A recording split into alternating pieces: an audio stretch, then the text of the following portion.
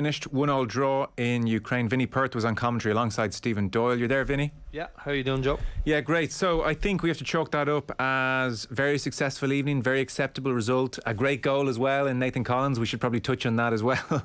I think it's fair to say we don't see centre halves do that too often for Ireland. But all in all, 1-1 draw. This absolutely, Stephen Kenny, I think, would have taken this pre-game.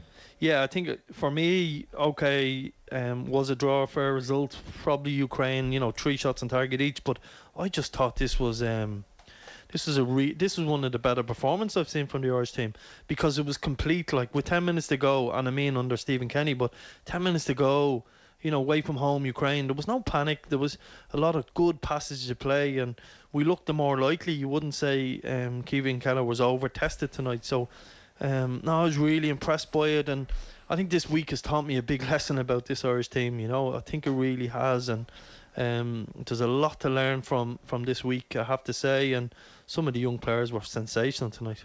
Well, he has managed, Stephen Kenny, to build real squad depth here. If you list out the players missing, and we're all aware of them, and you look what he's managed to produce here, it makes it doubly impressive. Yeah, I was messing around and earlier on writing out a team, a starting 11, and I was able to get a fairly good Irish team with an average age of 21.27. When you add people like Nathan Collins, Darragh O'Shea, and we've got a lot of strength and depth. And I think this is the lesson from the week. Patience is key. We've got so many young players like Molumby 22, Knight 21, Parrott 20. So we've got to be patient, and that's hard because, again, I was really critical of Ireland on the show last week when they lost Armenia. I thought the staff got it wrong. I thought the players looked poor, but you would have to say that the changes, for whatever reason, the changes and the freshness in this team has really, really worked in the last 2 games, and that energy we have now, again, it feels like there's something to be excited about over the summer. And what is really, can't emphasise this enough, from speaking to people around the squad, from speaking around the Scotland squad that would know through pro licence, they found this window really difficult at the end of the season, the 4 games. When you say, Vinny, this was one of the more complete performances under Stephen Kenny, maybe expand on that for us. So what aspects would you look at and say, yeah, that ticked a box, and led you to say one of the more complete performances? I just think we had control. There was very little panic. We didn't overplay at the back, which sometimes we've been guilty of. Yeah. But at the same time, we passed the ball and we passed it through the thirds. I thought our subs who came on made a real impact. I just feel like, yes, I would love, if you're going to play with a back three, 2 wing backs that are going to be really attack minded, but against better opposition, I think we are suited to the 3-5-2 system. But against the weaker nations, I would personally play a different system. But I just mean in terms of, it was so complete. There was no panic. It was like very well rehearsed. The team without the ball were excellent, and with the ball, they were really, really good. There was a lot of positivity around the place. A lot of people looking to get on the half turn. Jason Molloy has given us a huge energy. I don't think it was Knight's best game, but again, he gave us huge energy. And look, I don't think Scott Hogan played well. But when you think what's in reserve from an Irish point of view up front, for me, those 3 centre halves were absolutely exceptional. And if we take our green shades off and you're watching a performance like that from, say, a young Italy team, you'd say, oh, they've just produced 3 more centre halves of real quality. And I will put that performance up there, albeit, look, Ukraine weren't brilliant, but we were excellent. We were excellent. And I think you mentioned it there, a touch more pragmatic on the ball. We wondered pre-game what might have been said about some of the overplaying in the Irish box, which gave Scotland chances in the first 25-26 minutes at the weekend. We didn't see that tonight, and what's more, we saw players, if they were under pressure, being absolutely fine to just clip a ball. And it wasn't just a hack, it wasn't just booted away, but fine to clip a ball down the line and maybe put the Ukraine defence under a bit of pressure, get them turned, and often win it high up the field and get playing in the right areas, as opposed to spending too much time really trying to play quote-unquote progressive football in our own penalty area. Yeah, you're very, that's spot on. It wasn't like Josh Cullen under pressure once or twice, and it wasn't like the hack we've seen over the last maybe 7 or 8 years where it's frustrated people watching on TV. First of all, he tried to get it down and could he play, and then if he had to go long, it was sort of put into a corner for one of our strikers, whether it was Troy or Scott Hogan, to run onto. I think the advantage of having two up front really paid off tonight. So yeah, that was it. Like Keevin, I felt against Scotland took a couple of risks, and he has that in him, and he's brilliant at it. And when you play with Liverpool, I suppose you're rolling the ball to Van Dijk with four around him. It's a little bit different than doing it with some of his teammates in Ireland. But he went quite direct. Or he was chipping those long balls we spoke about to fullback. So, no, look, I think the manager, the staff have learned a couple of things from the week, and they've just made improvements, and that's a sign of a good team and improving in what was, as I keep saying, can't stress enough, a difficult window. This 4 games was difficult, and it had the potential to unravel after the first 2 games as well. We're seeing goals of a certain quality in the last 2 games, and it's still too small a sample size to draw any massive conclusions, but we're seeing goals of a certain quality that we are not accustomed to seeing from an Irish team over the last number of years. The last 3 goals Ireland have scored have been quite something.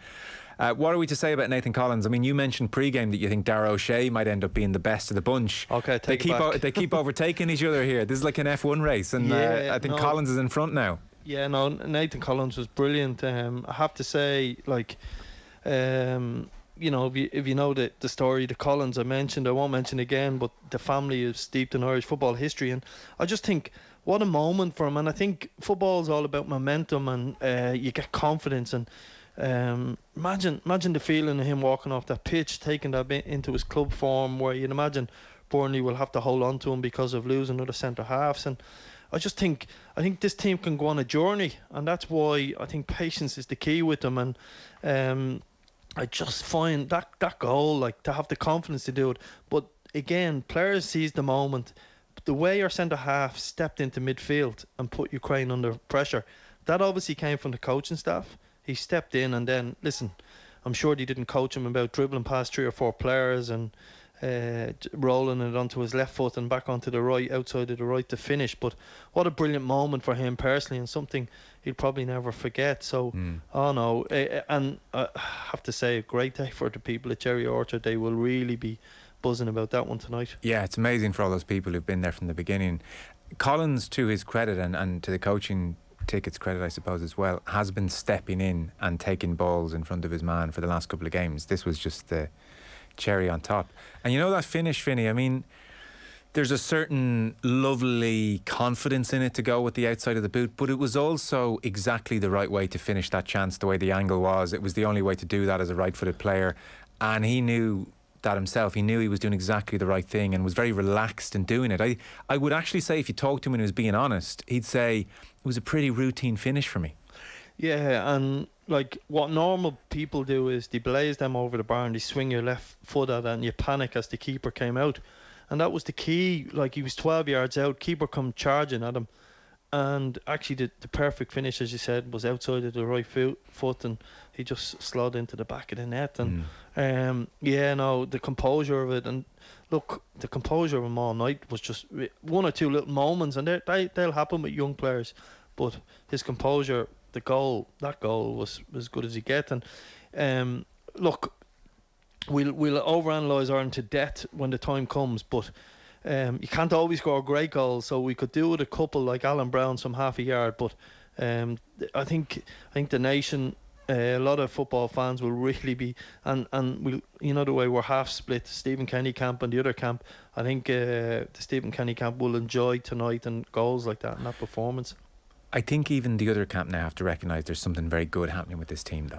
Yeah, but the problem is, like, in fairness, like, the Armenia result happened. You can't get away from it. It was only a week ago. Yeah. And, you know, if the manager and the staff learn from that and improve on it, well, then that's grand. I mean, we have to learn from that. That was really poor, and I was very critical of Stephen, and you know that would hurt me in many ways to do that, but I felt it needed to be said. That just wasn't good enough. So, look, I honestly think that this group of players, if we can get them to a European Championships, by hook or by crook, in a couple of years' time, with so many young players and the talent coming through, and I've watched every single 21s game in this country with this Irish under 21s as well. There's a few there not far behind, And look, their club form and that, it's difficult for Irish-based players, but there could be something on the way. And people, that's what I said, patience is key. And you'll get people texting in, oh, that's Vinny looking after his mate, etc., etc. But we've got to stick with this, because it could be very, very exciting. Well, I think some of those people are too busy texting and not watching the evidence, because yeah, Armenia was poor. At the same time, some of those chances are taken in the first half against Armenia. It's a different story. And look, any team sometimes struggles against a low block. I think that happens. What's most important, Vinny, I suppose, as a final thought, is this window was in danger of unravelling after the Ukraine game at home into something very dangerous and potentially toxic for Kenny. And the fact that it's been rescued in such brilliant fashion suggests that there is something good there, very much at the core, between players and management. Yeah, and that's why I was so disappointed with the Armenia result, because look, I think we've got to play a different style and system against teams weaker than us, right? But forget that for a second. I think when I look in and I see the snippets from the FEI around the team bonding, and you look at a whole new staff gone in there, look at the kit man tonight, and the lads are throwing buckets of ice on them and different bits and pieces. It takes time to develop a team, and it takes time to develop a culture within the team, and I see that developing.